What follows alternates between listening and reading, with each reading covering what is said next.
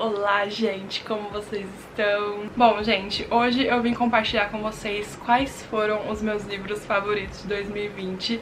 Esse vídeo aqui tá um pouquinho atrasado, assim, mas eu quis fazer mesmo assim porque vocês pediram e também porque eu achei que seria legal deixar registrado aqui no canal quais foram os meus livros favoritos de 2020 e também porque tem livros incríveis, livros que eu realmente recomendo, que eu realmente amei.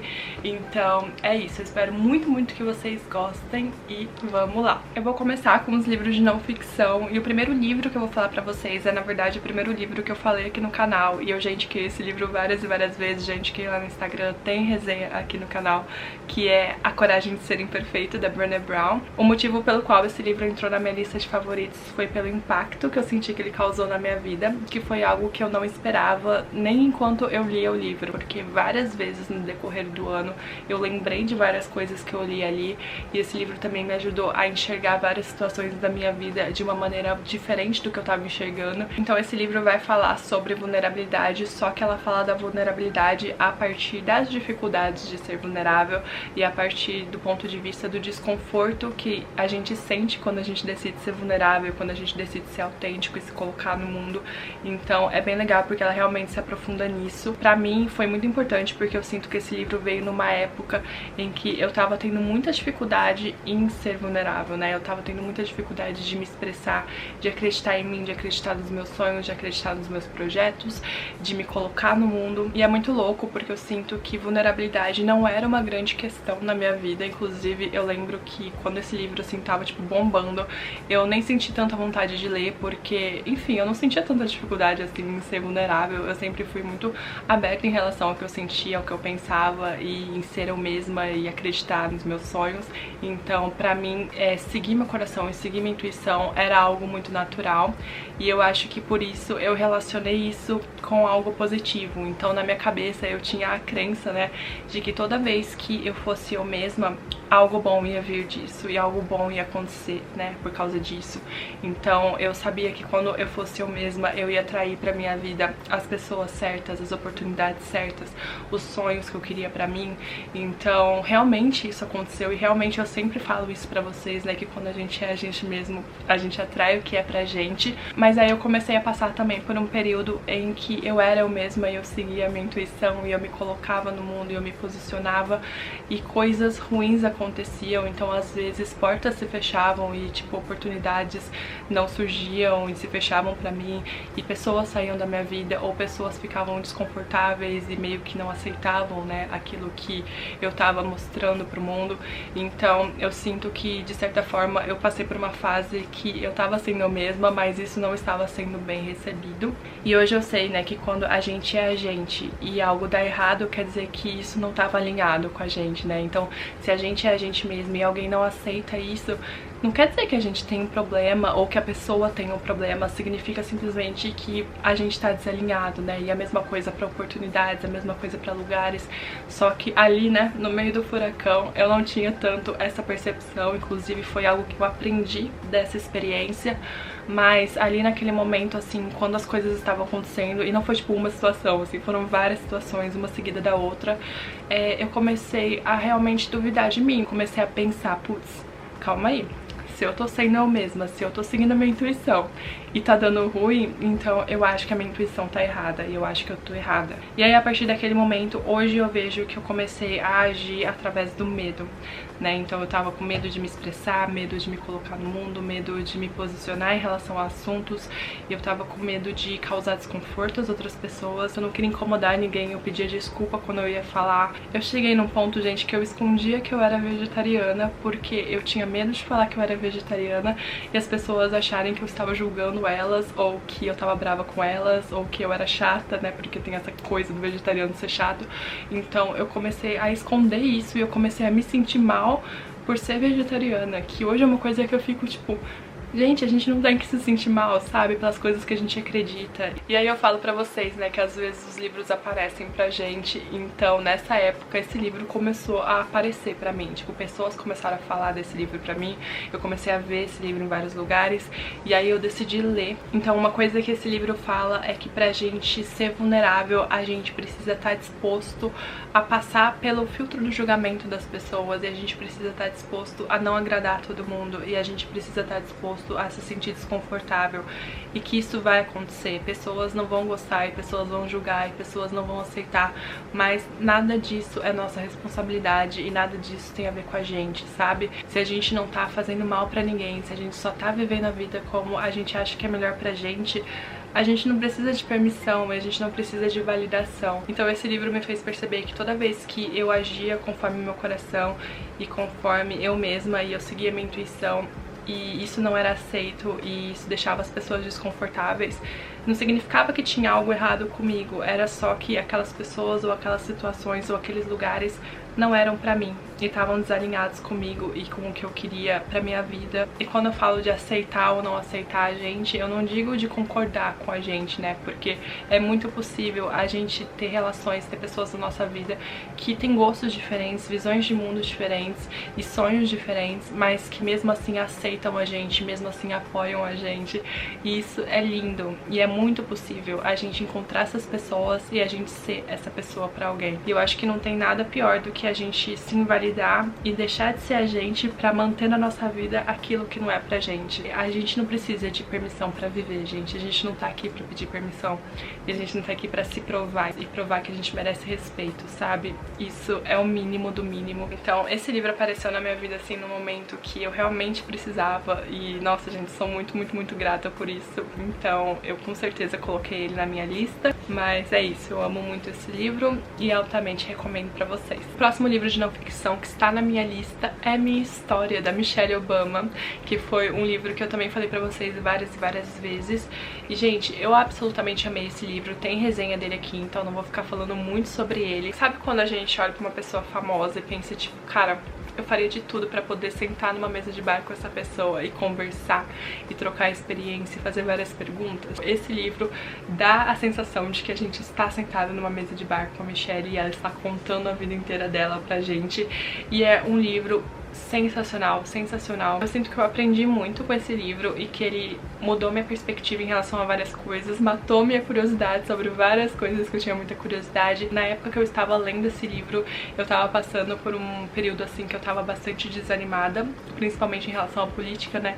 O que infelizmente, né, acontece, às vezes a gente realmente se desanima. Então esse livro, de certa forma, me fortaleceu nesse sentido, porque eu acho que é muito importante a gente fortificar as nossas referências e a gente se rodear de exemplos bons e de coisas boas, de coisas que a gente acredita, de pessoas que inspiram a gente. E essa mulher é simplesmente assim surreal, extremamente inspiradora. Eu falo bem mais desse livro na resenha, então eu vou deixar a resenha aqui pra vocês, mas é isso, eu altamente recomendo a leitura dele e ele está em um dos meus favoritos. O próximo livro de não ficção que está na minha lista de favoritos é Cartas a Theo, do Van Gogh, e eu falei um pouquinho desse livro quando eu comprei, eu falei um pouquinho dele quando eu tava lendo, então também vai ter vídeo que eu vou deixar pra vocês o card aqui. Com esse livro eu senti algo que eu também senti no livro da Michelle, que foi uma admiração muito grande por pessoas reais, por pessoas de verdade, né? E esse livro é um livro muito não filtrado, porque, enfim, as cartas são as cartas que ele escrevia pro irmão dele, e ele não estava escrevendo pensando que isso viraria um livro. Então é algo muito vulnerável, algo muito real e algo que realmente conecta a gente, e pra mim foi surreal. Foi como se eu estivesse lendo os diários dele, foi como se eu estivesse ali. E uma coisa muito curiosa é que eu já vi muita coisa sobre Van Gogh, tipo filmes, documentários, peças de teatro, e eu sinto que nessas obras eles sempre focam bastante na depressão dele e na esquizofrenia dele, mas lendo esse livro, uma coisa que se destacou muito pra mim foi como ele amava a vida e como ele enxergava o mundo e a beleza que ele via nas coisas.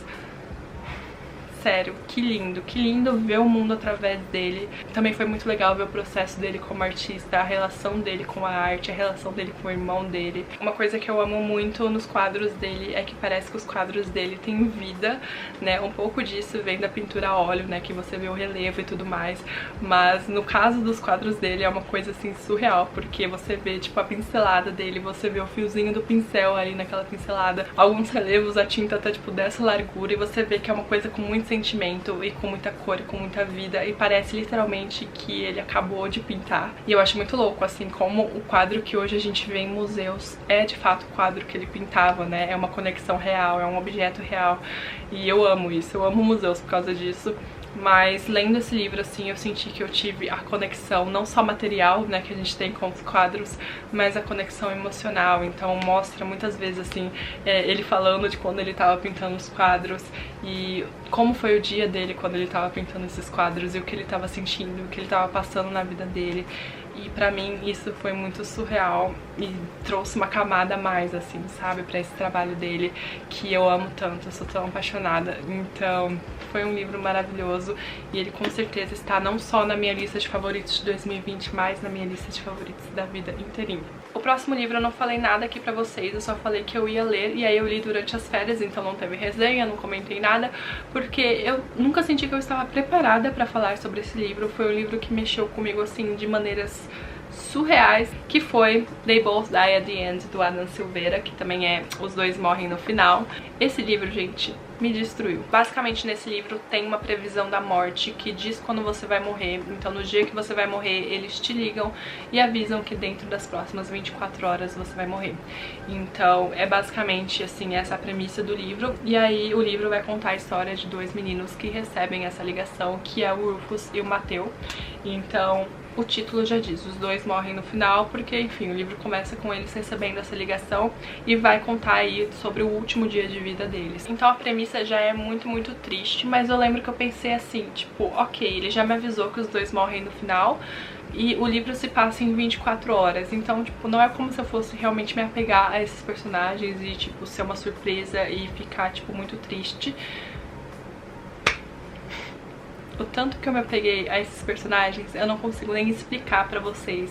E a leitura desse livro pra mim foi um sofrimento, porque, enfim, eu não queria que eles morressem, então eu não queria ler o livro, eu não queria acabar com o livro, mas ao mesmo tempo o livro é maravilhoso e eu queria ler. Eu fiquei, acho que uma semana sem pegar nesse livro, porque eu tava evitando e, sério, foi uma coisa, assim, muito surreal. E aí, quando eu terminei esse livro, eu fiquei completamente chocada. E ele me afetou tanto, mas tanto, gente, que eu sonhava com ele. Eu fiquei 2 semanas direto sonhando com esse livro e acordando, e eu chorava, gente, eu chorava tanto. E, ai, gente, que livro incrível, que livro maravilhoso. Eu não consigo explicar pra vocês quanto eu amei esse livro. E eu acho que eu também não queria terminar de ler esse livro, porque eu sinto que a primeira vez que você lê esse livro é uma experiência, sabe? Eu sei que eu vou reler esse livro quando eu tiver forças, mas eu sentia, enquanto eu estava lendo, que nada ia ser igual à primeira vez que eu estava lendo, sabe? Eu poderia ler ele de novo mais 50 vezes, mas a primeira experiência ia ser única, porque, enfim, além de ter os elementos da surpresa, eu realmente senti que eu tava vivendo esse dia com eles. E pra mim, inclusive, parece injusto ler esse livro de novo e viver esse dia de novo. Então eu tive essa percepção, assim, enquanto eu lia, de que aquela leitura era algo muito especial. E aí eu queria fazer durar, mas ao mesmo tempo eu queria acabar logo com o meu sofrimento, porque eu realmente sofri muito lendo. E eu não queria ser a pessoa que ficava andando pela casa com um livro com essa cara, assim. Eu ainda não consegui nem fazer uma resenha dele pra vocês, porque... sabe quando desperta tanta coisa na gente de uma vez que a gente não consegue nem colocar em palavras? Foi, tipo, basicamente isso. Então, é um livro perfeito, incrível, maravilhoso. Virou o meu YA favorito junto com Aristóteles e Dante Descobrem os Segredos do Universo, que eu falei pra vocês, né, que era o meu YA favorito. E eu falei pra vocês que eu comprei esse livro porque, enfim, eu já tinha lido Ari e Dante várias vezes. E aí eu queria ler algo diferente. E esse era sempre, tipo, relacionado e recomendado quando eu colocava lá o Ari e o Dante. E aí eu falei, ah, vou ler, mas, tipo, não vai chegar perto do que é o Ari e o Dante pra mim, mas, tipo... tá lá os dois de mãozinhas dadas no pedestal do meu coração. Então eu vou tentar fazer uma resenha pra vocês em breve, não sei, mas de qualquer forma eu já deixo a recomendação dele pra vocês. E O próximo livro, além de já ter resenha, tem também vlog de leitura e eu também já falei dele várias e várias vezes, então não vou ficar falando muito, que é Frankenstein, da Mary Shelley. E eu realmente amei por tudo, assim, tanto pela escrita do livro, pela história do livro, pela história da Mary Shelley. Foi um livro, assim, que eu realmente fiquei curiosa sobre a autora, então eu fui pesquisar sobre a Mary Shelley e eu realmente fiquei muito admirada, assim, sabe, pela pessoa e pela visão que ela tinha naquela época, inclusive com a idade dela, né, porque ela escreveu esse livro com 19 anos, e o fato de uma mulher de 19 anos ser a pioneira da ficção científica naquela época foi algo, assim, que eu fiquei muito admirada e realmente amei muito esse livro, gente. Nossa, é um livro que com certeza eu quero reler de novo, que eu marquei várias e várias partes, também vira e mexe, eu fico olhando o que eu marquei aqui, tem várias frases, vários trechos que eu amo. E é um livro que pra mim fala de tantos assuntos e você consegue desdobrá-lo, sabe? E eu acho que é um daqueles livros que cada vez que você lê você consegue perceber algo diferente. Então eu tô louca pra fazer uma releitura dele. Vou esperar um tempinho porque ele tá bem fresco ainda aqui, mas eu tenho certeza de que quando eu ler eu ainda vou aproveitá-lo, sabe? Porque quando eu li a primeira vez eu fiquei com essa sensação de que eu ainda ia querer reler.